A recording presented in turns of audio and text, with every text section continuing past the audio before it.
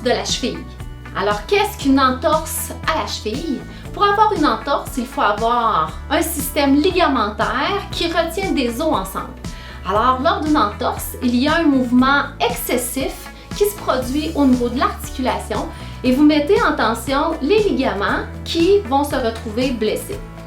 L'entorse peut être traumatique, vous faites une chute, vous versez le pied lorsque vous jouez au soccer ou dans vos activités. Et il y a aussi l'entorse qui peut être subite, tout simplement le pied reste pris à quelque part et il y a une torsion excessive qui se fait au niveau de la cheville.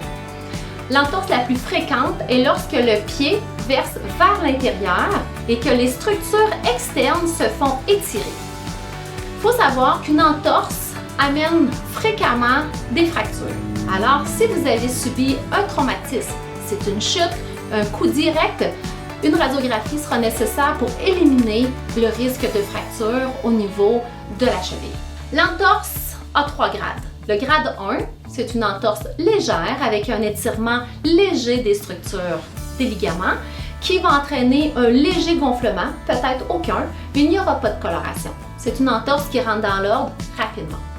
L'entorse de grade 2 est plus sévère, donc il y a étirement avec bris des structures, il va y avoir un saignement, il va y avoir de la coloration, il va y avoir un gonflement, la douleur est beaucoup plus importante et mettre du poids sur la cheville est quasi impossible. Et l'entorse de grade 3, qui est l'entorse sévère où il y a déchirure complète des structures, à ce moment-là, l'intégrité de la cheville est mise en cause et la récupération sera beaucoup plus longue. Donc, dans la phase aiguë d'une entorse de grade 1, de grade 2 léger, puisque la grade 3 sera mis soit en bas de Sanson ou dans un plâtre ou devra subir une chirurgie. Alors, le grade 1 et le grade 2 avec gonflement. Donc, mes recommandations sont pour ces stades-ci. Donc, en phase aiguë, gonflement léger, douleur, coloration, on va appliquer de la glace, toujours pour votre confort, environ 10 minutes, 5 fois par jour si vous êtes capable, avec une serviette humide autour d'un sac à glace tout simplement. On vous rappelle que la glace est pour améliorer votre confort, donc elle diminue la douleur, mais elle n'aide pas nécessairement à la guérison. Alors, chaque personne décide s'il en met ou pas. On évite de marcher dessus. Donc, on peut utiliser les béquilles pour quelques temps, le temps de réduire le gonflement, diminuer la douleur et laisser le corps guérir. Vous pouvez également utiliser un bandage pour garder la cheville plus serrée, donc un bandage compressif qui va vous permettre de limiter le gonflement puisque vous comprimez le tissu. Ça, pour quelques jours, 3 à 4 jours, maximum une semaine dans le grade 2, c'est déjà suffisant pour contrôler votre gonflement. Vous pouvez également prendre de la médication, soit sur recommandation de votre médecin ou votre pharmacien. Alors, vous pourrez les consulter à ce sujet. Donc, le premier exercice en lien avec l'entorse de la cheville, vous le débuterez environ 72 heures après l'accident. Laissez le temps au gonflement de diminuer ainsi que la douleur de réduire. Première des choses, vous vous installez en position assise et vous allez, jambes tendues, pousser et tirer doucement la cheville en pointant et en relevant 5 secondes 10 fois chacun. Et vous faites la même chose en pointant de gauche à droite en maintenant 5 secondes chacun. La deuxième chose à faire en lien avec l'entorse de la cheville est le contrôle du gonflement. Alors, je vous propose le bain contraste si votre cheville demeure gonflée et que la coloration reste impressionnante. Alors, vous prenez 2 plats.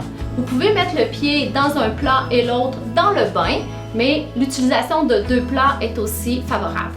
Alors, un plat contenant de l'eau chaude, très chaude, et un plat contenant de l'eau froide, très froide.